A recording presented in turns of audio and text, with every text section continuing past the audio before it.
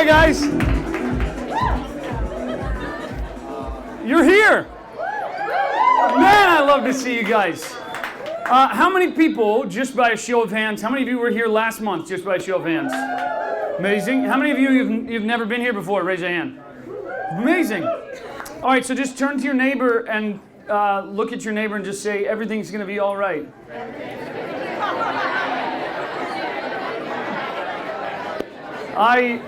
I just got back from South Florida, and in South Florida there's a lot of Caribbean employees, so people who come from the Caribbean to work in South Florida. And I was looking for a place to plug in my computer. You ever have an issue where you're trying to plug something in and that person can feel you have stress? He literally looks over to me and he goes, "Everything gonna be irate." And I was like, that's all I need. So turn to your neighbor in your best Caribbean accent and just say, "Everything gonna be irate." I love it. Well, welcome. Hey, tonight, just so you know, I want you to know, there's a guy here who runs this joint, and he has an awesome staff, and aren't they incredible so far? They're amazing. His name is Larry Little, and he's standing behind the bench over here, so give it up for Larry. Thank him. Thank you, Larry. Larry lets us come here free of charge. So I want you to buy beverages and buy food and eat and hang out and tell people about this place, and if you tweet, hit the location, because we want good people in this city to succeed, and Larry, you are one of those good people, so thank you so much for doing this. All right. Hey, tonight we're going to talk about some stuff. You ready for this? Tonight we're going to talk a little bit about an ancient practice that we've lost that we need to reclaim. We're going to do that by finding out what the Romans knew thousands of years ago that we need to rediscover in our life today. We're also going to talk about Purell, we're going to talk about mistakes, we're going to talk about stones, and we're going to talk about flesh, and then have a surprise for you at the end. Does that sound good? Yeah. You ready? Yeah. All right, anybody know why it's called February? No. Survey says no one ever does, right? Everyone I ask, hey, why is it called February? No clue. But we all live a February everywhere that observes the Roman calendar, which is pretty much everywhere in the known world today. We have a thing called February, and nobody has any clue why it's called that. Now, I think the world splits into two different kinds of people. The kind of people who go, I don't know what it's called. And the other people who go, I don't know what it's called, and they're Googling it for like an hour later, right? Now, whichever person you are, it's okay. The important thing isn't that you know why it's called February. The important thing for you to know is that we've lost something because we don't know why it's called February. The important thing for you to know is that there's a sacred thing, that there's an ancient ritual that was essential to human life for thousands of years that we lost because we just don't know why it's called February. And I'd like to reclaim that with you tonight. You down for that? Okay, so here's the deal. February is like a pretty young month. The Roman calendar used to end in December and begin again in March. Now, it didn't mean that the whole world was like a 9-month period. It just meant that January and February were not months until they were added later. What happens is the year would end, and then the year would begin on March 1st, and winter was considered this monthless period. It was December, and then it was winter. And then you started the year in March, and it was just this space. Now, there are two reasons for that. One of which is in the Northern Hemisphere, it was the darkest and coldest time of year. The darkest, coldest, and wettest. So imagine that the whole world that you live in is dark, cold, and wet. No one's happy, and people are dying of strange diseases. You would just call that winter. So that part of the reason was climate. The second reason that it was just called winter and it was a monthless period is because winter sucks. It doesn't. Unless you live in Australia, if the Aussies are here, we're like, yeah, we know winter's awesome for you guys. But the known world that Rome had conquered, winter sucks. Even in LA, where we technically have no winter, or the people are like, oh, you're so complaining. Anybody with me? Does winter suck for anyone else in the whole world? Winter's cold, it's wet, it's dreary. You're like, oh, but it's productive because there's nothing fun to do. Yeah, that's not an upside for me. Winter still sucks. I've never been more depressed in my life than in winter. How about you? Like, it's sort of like this little cloud comes over me, and it's like people are like, you're in Southern California, what's your problem? We have a very cold and bitter winter, and I hate it. So I'm going to complain about that. There are going to be people who are going to hear this who are from Minnesota. What are you doing in Minnesota, I wonder? Like, have you ever been places where it's like 30 degrees below zero? I've been to Saskatoon, Saskatchewan, which is northern Canada. Some Canadians. I've been up in northern Canada. It was 40 below zero one morning. I literally like that. To me, that equals uninhabitable is all I would put down. Don't do that to yourself. Like literally, your lungs hurt when you inhale. That would be a sign that you're on a different planet that is not made for human life. Leave. Winter sucks. But then the Romans decided what we need these months to be in this space. So what would happen actually is they named the month after a festival that occurred on February 15th. This festival was called Februarius. It was a festival of purification. You would go through this festival of purification on February 15th because the year began on March 1st, and it was a way of purifying yourself from all the things that had happened to you over the winter, all the things that you'd caught on to, all the things that had happened to you in your life, or it was a process of getting back all the things you had lost that year. Because you see, the word purification, something to be pure, is the condition of being whole. If something is pure, it's whole. All of its pieces are a part of it, and all of it is there. But see, the reality is what the Romans knew in their infinite wisdom and in their crazy space, what carried on is the thing that marked the winter was the fact that people said, I just have a sense that I need some purification. Not all the Roman festivals were participated by everybody in the whole kingdom, but Februarius was one of the most popular because people had an intrinsic sense, I just need to restart. I just need a do-over. I just need to take a deep breath and need a cleanse. Anybody in LA ever done a cleanse confession time? Yeah. How many of you did the cleanse and then you told your friends, you're like, yeah, I know it's about the food, but it was so much more than that. You ever had that moment? Or you meet a person who like stops eating meat for a little while or stops eating bread and they're like, you don't understand it. My eyesight, it's and they just give you this holistic picture of what's changing in their life. See, what happens is that all of us, even to this day, we have this strange sense that we want to start over, we want to do over, we want renewal, we want to cleanse, we want to reset. Maybe you're here tonight, and the thing that you want to reset or the thing you want to start over is your relationships. Or you feel like I need a do-over, I need to start over in my spiritual journey, I need to start over a do-over in my work life. I just need a reset of the energy of my marriage. You want to reset of the energy of your relationship, a reset of the energy of your own interior world. See, maybe you're here tonight because you, like the Romans, had a sense, I just need to cleanse, I just need to be made whole again. See, what happened is that there were these rituals of purification that happened actually all around the world that were kind of collated in this Roman festival of Februarius. See, if you were a religious person, this is what's crazy. If you were a religious person for thousands of years, you lived longer than the pagans. Did you know that? It was crazy. The religious people would actually consider themselves protected by God because they would live longer than what they called the defiled pagans or the diseased pagans. And this is the truth. The pagans were actually diseased. Most of the reason is because if you were a religious of any kind, you actually had built into your practice and process the protection of God, as they would describe it, which was the ritual cleansing you would go through ceremonies and through practices of worship. So check this out. For thousands of years, the people who followed ritual cleansing, the Hebrew cleansing and the Christian cleansing and the Baha'i cleansings, they would go through these cleansings. They lived longer and had less diseases. They said, oh, we're protected by God. It wasn't until 1500 that we had a single theory of germs. We didn't have a person in the world who considered that there were germs in the world until 1500. But check this out. Some of the rituals, it's crazy. You read through the scriptures, you read through holy text, and you find out that the rituals were things like if you touched a dead body, you had to go through a cleansing process before you could be resubmitted to the community. Without even a knowledge of germs, it was a spiritual thing. You had touched something unclean. When a woman went through her menstruation cycle, when a man had issues down under, you went through this process of cleansing because they didn't want to give each other any kind of diseases. So they were less diseased, and they did live longer than the pagans who had no ritual cleansings. Isn't that crazy? And what they said is, God protects us, not you. It might have been God who was protecting you, and it might have been the acts of ritual that God gave you that protected you. Those ritual acts actually cleansed them and kept them alive. It wasn't even until 1890 that we even knew what a virus was. But there were these ritual cleansings that kept them alive. See, nowadays, the practices of ritual cleansings have almost completely faded away. Nowadays, we don't need ritual cleansings because it's already a part of our culture. We're kept alive. It's rare that a person knows that if you touch a dead body, you just go home and you just eat a burger with that same hand. You would stop being that person's friend and they would wake up. They would realize, I got to change some things about my life. Myself, personally, The way I ritually cleanse is with this magical, magical stuff they came out with a few years ago called Purell. Anybody a Purell fan?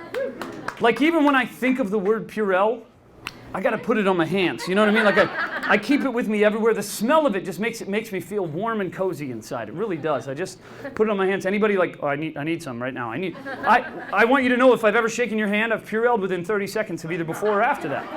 I'm going to say hi to everybody, and afterwards we're going to be in that beer garden out there, and I'm going to hug you, and I'm going to shake your hand, and then before I even get into my own car, I'm going to Purell my hand so that my car is this sacred space. I have problems, don't I? Like deep-rooted problems.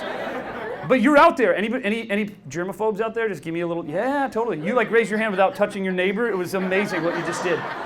You thread the needle. But we have all this, right?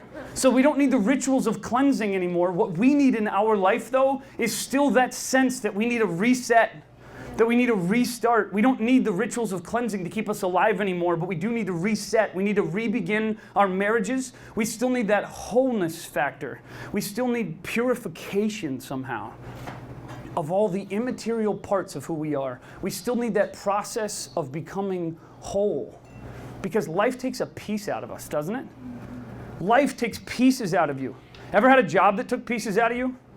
Ever had a relationship where you left and you go, I don't feel like I have everything I came into this relationship with?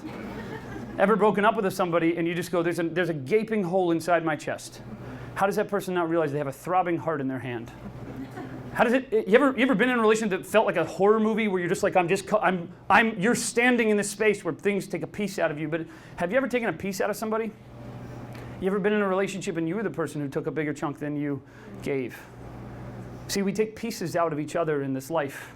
But what we need for our life is we need to be aware of the fact that these rituals that kept people clean and alive thousands of years ago were so much deeper and more meaningful than that. What it was actually making our souls whole and ready for something sacred.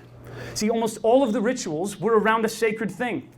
You would go through a ritual cleansing because you were going to do a sacred thing, like have a child, or like get married, or a sacred thing like a ceremony, or a sacred thing like a worship or a sacrifice. You would go through these sacred things. We don't need the rituals anymore, but we have to realize what's changed is what is sacred.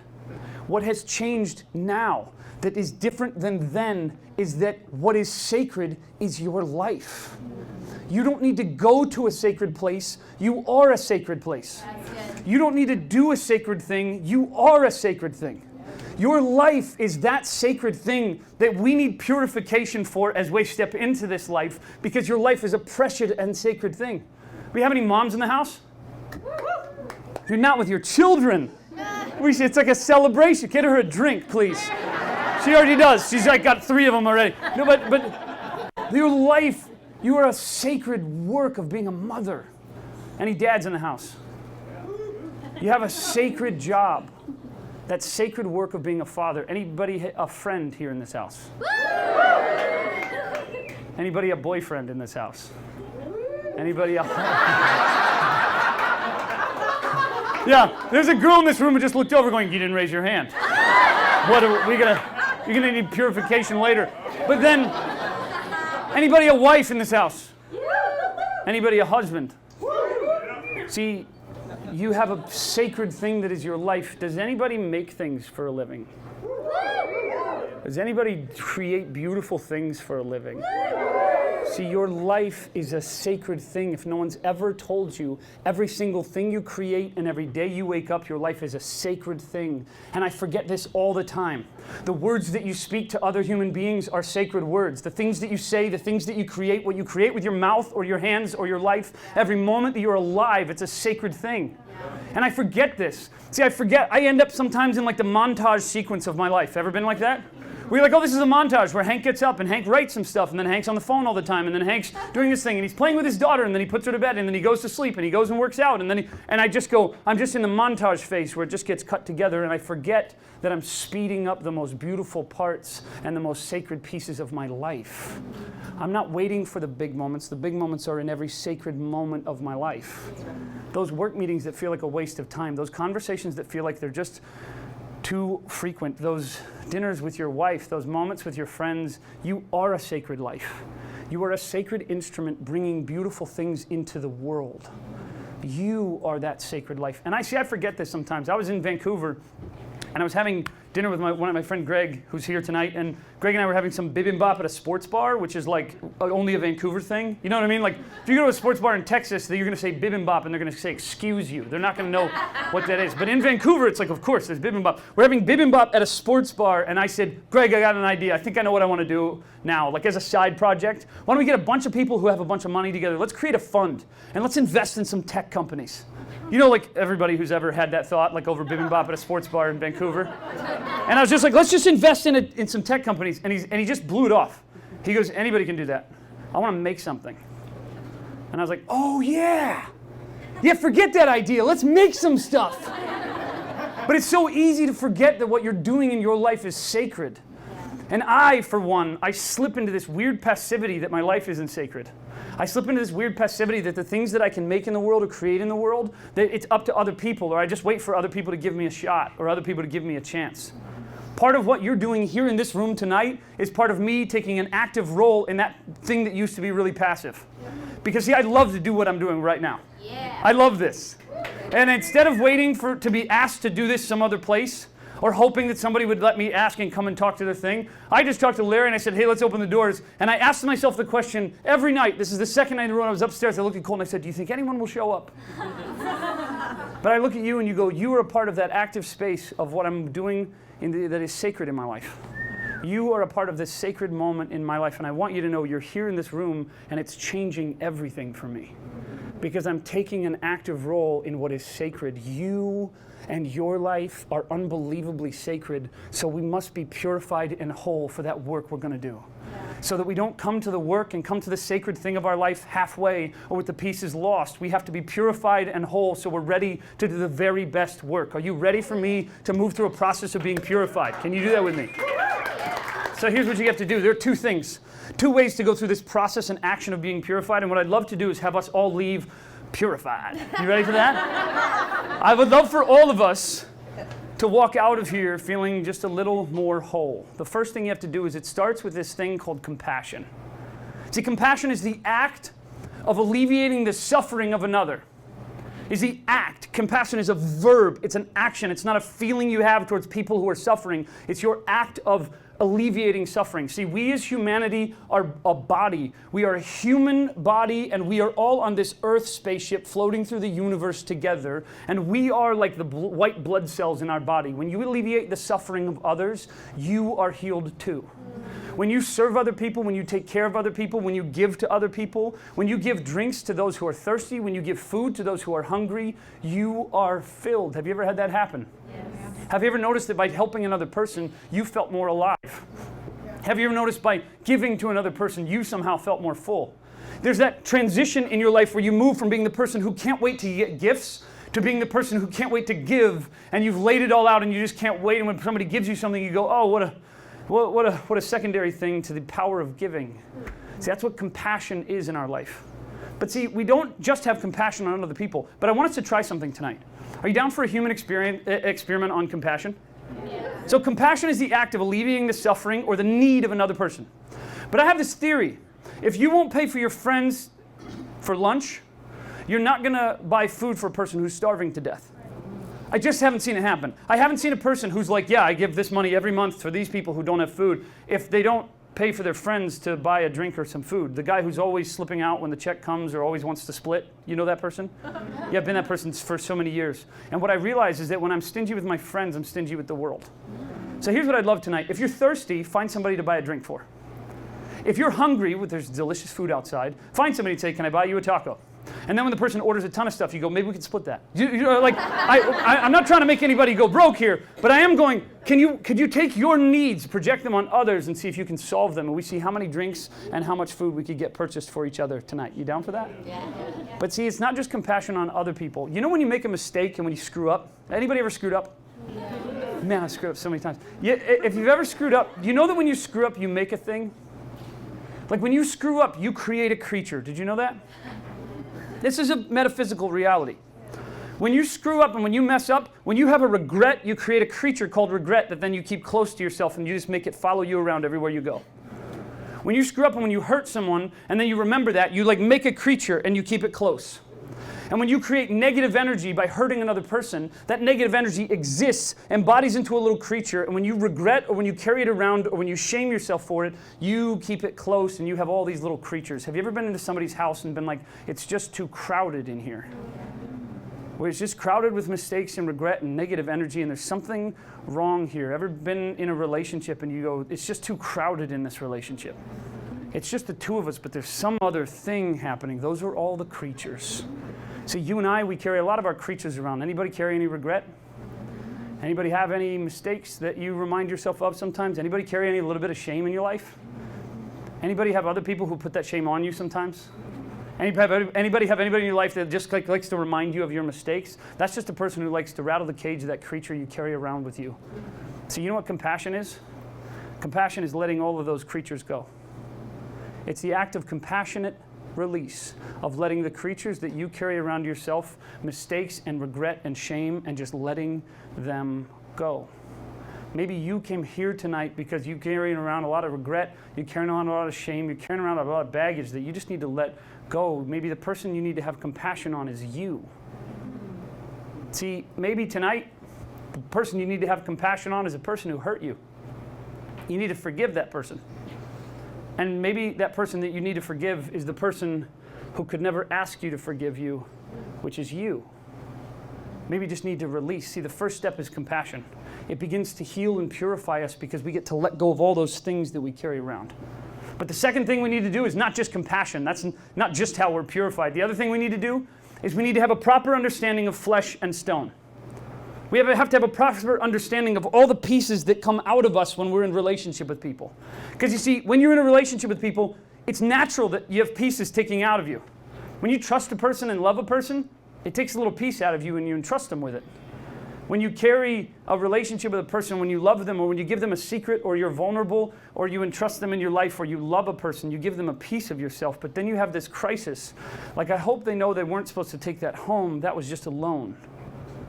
It's kind of like when you're a kid and it's toys. Anybody love your toys when you're a kid? Oh my gosh, I just loved my toys. Your toys are sort of your universe. They're your everything. You have all this plastic and metal, and there's things that you look back on and you're like, you have so much emotion around the toys. And when your mom has a friend come over, or when you have friends from school come over, some of you had like real friends. My mom like had friends come over for me because I was a problem child. But my mom would be like, hey, this is a friend, have it. And you know what those friends would do? They would walk into the house and the first thing they would ask is, what kind of toys do you have? Wasn't it cool to go to someone's house for the first time and just be like, what do they have? Stuff I've never even seen. Like you start going, what's a talk boy? A talk boy? What is this? Like you just start looking at stuff and it's like silly putty and they have crazy things. And someone had a double shot, you know, the little basketball hoops. It's like, oh my gosh, they're so rich. Like you just could. And then you were like, oh, that's a rich kid. I want to go to his house. I want to see his stuff. I want to see his toys. And you know what's crazy is then you have this test of friendship where you loan a person your toy. And a person goes, hey, can I take this home? And you're like, yeah, totally. But it's just a loan. Like you're going to bring it. It's not for keeps. Yeah, of course not. And then they leave and they get in the car and they drive away and you have this crisis moment like, do they know that, can I trust this person? I just gave them a toy and I need it back. And then you hang out with the person. You don't want to make it weird like, hey, I need my toy back. So you go, well, maybe I'll borrow one of their toys so that then we're even Stevens. You know what I mean? So then you go, hey, can I borrow your toy? And then they say no. And you're like, well, what? Now I can't trust you because you borrowed something of mine and won't let me borrow something of yours. See, as we grow older, it stops being plastic and metal, and our toys become things like trust and love and hope and vulnerability. And when you have a relationship with somebody, you get into that relationship, and have you ever hung out with a person and go, what kind of stuff do you have? And you do. You want to know what their hopes are and who they are and the kind of people they are and the kind of things they do and the kind of talents they have and the kind of things they bring. And then you give pieces of yourself to each other, and you hope they know that that's just a loan. They're supposed to bring it back. They're supposed to stay in your space. But then they leave. Ever had people take pieces of you and then just disappear? And then you're left like less and you're left without those things. Ever had people take pieces of you when they betrayed you? Ever had people take pieces of you when they cut you deep or hurt you? See, I loved a girl who took a piece of me and then she blissfully took it with her fiance, off and away. I took pieces of my little brother when we were growing up. Just little pieces at a time. I took pieces out of people and people took pieces out of me, but then there's this other reality. Oftentimes, we give away pieces and we don't even want those pieces back. I gave pieces of my daughters when they were born, and I don't even want those pieces back. I want them to keep those pieces of me so that they know no matter where they are, I'm still with them even if I'm away. See, I gave pieces of myself when I went on dates with Sue-Ann. Because they weren't dates. They were coffee meetings, planning things, and I was just staring at her. Truthfully. We were at the alcove in the valley. And she looked at me and she just goes, "What are you looking at?" And I was like, "I don't know." You know, I didn't have the guts to be like, "You, baby." You know, like I didn't have it in me. So I just was like, "Oh, I don't know." She's like, "Do I have something on my face?" And I just wanted to be like, "My heart." You know, like I didn't know what to say except like, and I would just stare at her. But I was giving pieces of myself away, and then she would go on these dates with these guys, and I would watch it, and I would just be like, "Oh, she's got it in like her back pocket, and she doesn't even know she has like pieces of, but she can keep it, it's cool." See, in the scriptures in Ezekiel, it says that God took your heart of stone and gave you a heart of flesh.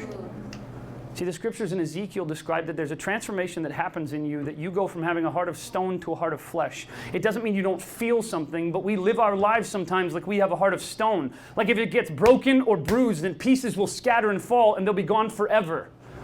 See, a stone, if it's broken or cracked or scarred, you have to constantly find all the pieces because they never graft back on together.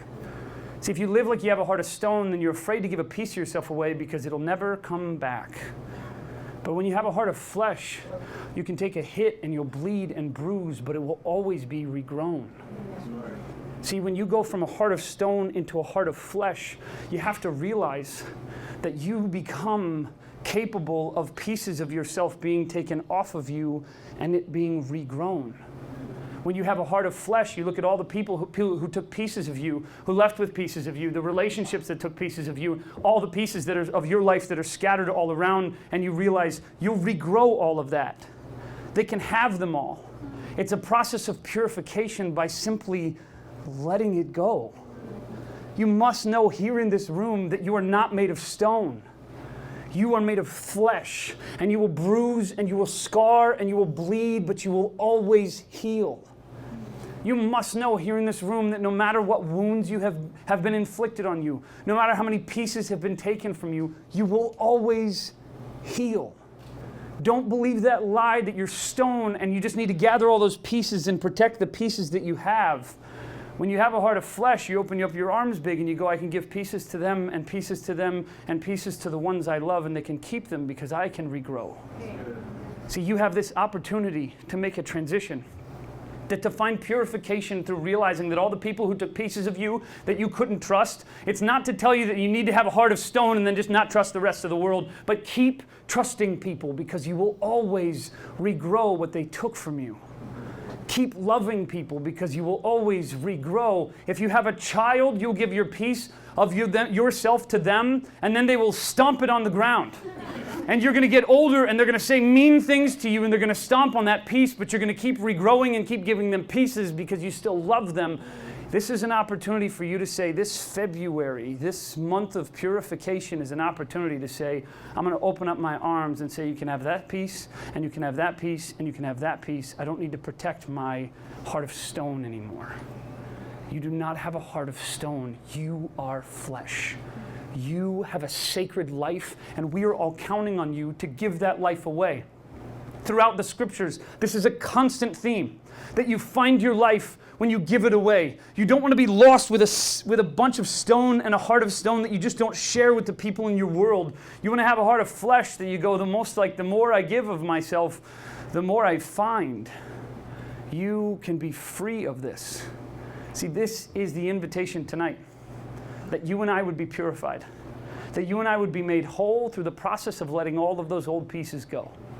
So I want to invite you to join me in a moment of meditation, in a moment of purification, to take all of these things and implement them into our souls and implement them into our lives.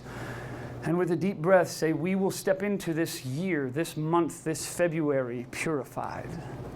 See, I want to invite you with a great big deep breath to face the world around you and know that you can be beaten and bruised, you can be hurt and scarred, but you will always grow back. You are flesh and no longer stone. You have the capacity to do so much more. And so because you're flesh, go big. Risk big, love big, give big, just keep going. Your flesh, you'll take a bruise and you'll take a cut, and it doesn't tell you that the world is evil, it tells you that you're getting better at healing. Anybody have any scars? I have the stupidest scar of my life. I have a scar on my leg right here where I took a chunk out of my leg with a pocket knife. Because I was a kid and my mom gave me a pocket knife and I was in the garage playing by myself, pretending like I was fighting off a group of demons, right? And I was pretending like I was slashing tires. This is a totally true story. I was pretending like I was slashing tires with this pocket knife in my hand, and I nicked my leg and took a chunk out of my leg, like that big. So I have this scar on my thigh that I will not show you right here. It's a constant reminder, not of the fact that I'm an idiot, although sometimes that happens. It's a reminder that I heal. See, if you have any scars in your life, those scars are not reminders that people are going to take pieces of you, or not reminders that the world is going to hurt you. They're reminders that you can swing away because I'll heal no matter what you take away. See, we're going to have a meditation tonight. You up for that? We're going to do a meditation and walk through a little purification process. And in order to do that, I love meditations, but I love meditations to music. So I brought two of my friends, Chris and Lisa. Could you give them a round of applause? They're going to come out.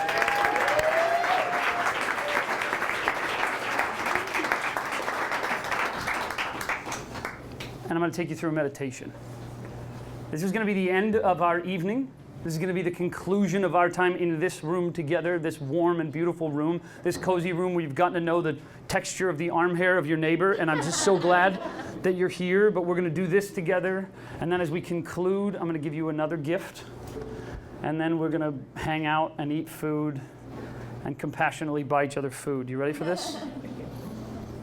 Okay, I'm going to ask everybody in this room to take a deep breath, and if you're comfortable, close your eyes with your hands on your lap open.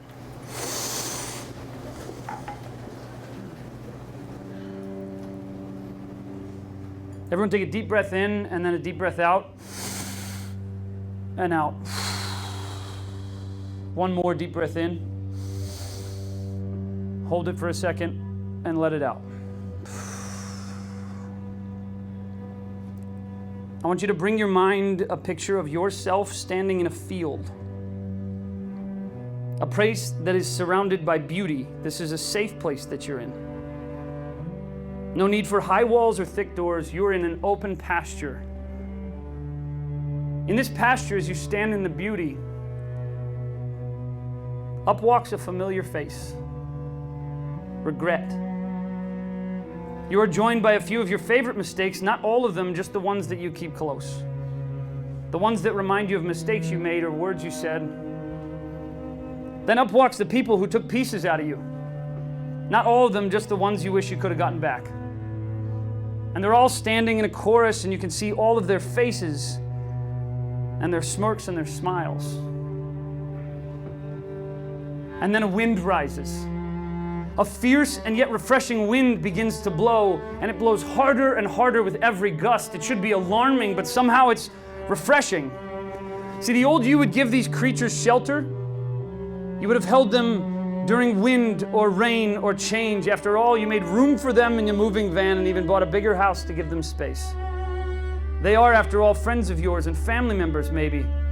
But this windstorm is blowing them away, and you surprise yourself because you see that you are waving. You are waving goodbye to them with a big and fearless smile. You're inviting them to go make shelter someplace else, letting them leave you whole and purified. You are free. You are a heart of flesh. You are not made of stone. Your pieces don't leave empty spaces. They're always regrown. You are always healed. You are always healed. Their faces, though, are not alarmed. Their faces of your mistakes and regrets, to those who took pieces of you, they're not angry at you. On their face is the image of them being relieved. Thank you, they shout as the wind carries them away. Thank you, they yell as they throw their arms in the air and lift off, for you are not the prisoner. You are the guard. You've been holding them prisoner, and now they are running away from your grip, and you are both free. It was a compassionate release on the mistakes and the enemies and the ones who hurt you, but a compassionate release on yourself. You have let them go. But see, this celebration seems to have awakened spring. Flowers are blooming and the wind is rustling. You're in this pasture and you've had compassion on these creatures, and you are standing there whole and purified. And as you turn to leave, you see more faces approaching. You look up and you're surrounded by the ones that you love. The faces of those you gave pieces of yourself to, your children, your wife or your husband, your parents, those you loved, living or deceased. You've made your life greater by giving the gift of yourself to them, and now you stand there purified. Surrounded by the ones you love, you are cleansed for this sacred thing, your daily life, your daily practice of giving yourself away.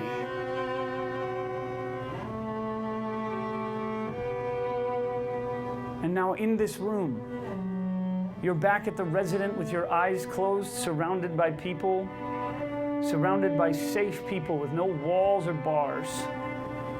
And you stand here purified. You begin this year, you begin this month purified and whole. And with a deep breath, you open your eyes and you are new.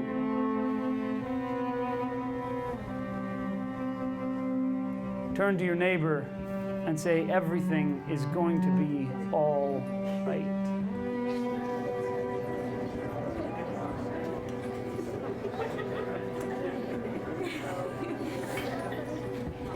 It's going to be a good February, isn't it?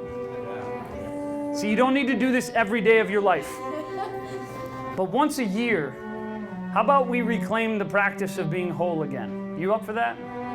So I'll see you back here or somewhere or wherever you are on February 1st, and we'll begin this practice and this ritual in our life of saying, we're just going to begin the year whole.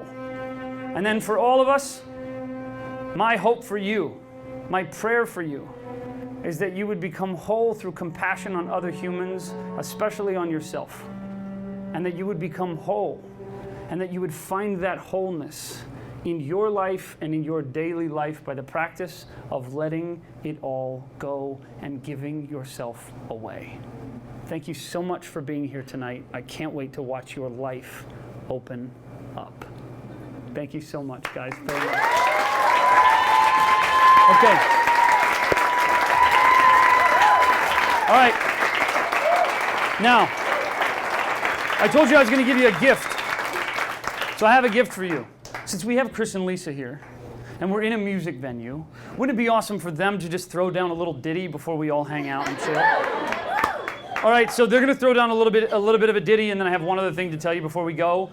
And guys, they're just wonderful, awesome people with extraordinary talent. So let's just give them all of our oohs and our ahs and our goodness. Check it out.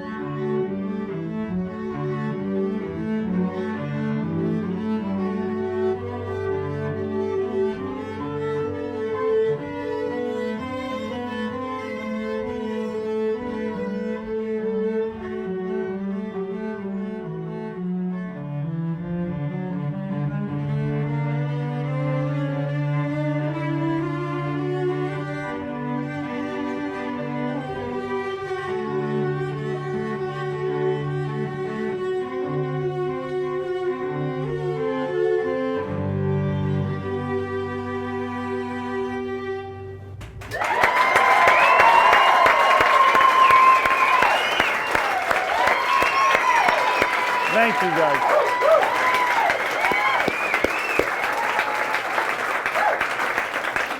When you came in, you received a piece of greenery. That piece of greenery is the reminder of the field where you found purification.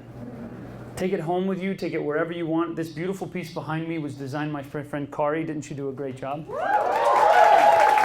And if you want, before you go, this is for your consumption. So if you want to come up and you want to grab a piece and you want to take something home and you want to bring it to life and put it in your house as a reminder to you that you leave this place whole and you enter 2016 and the years of your life and you are whole and purified.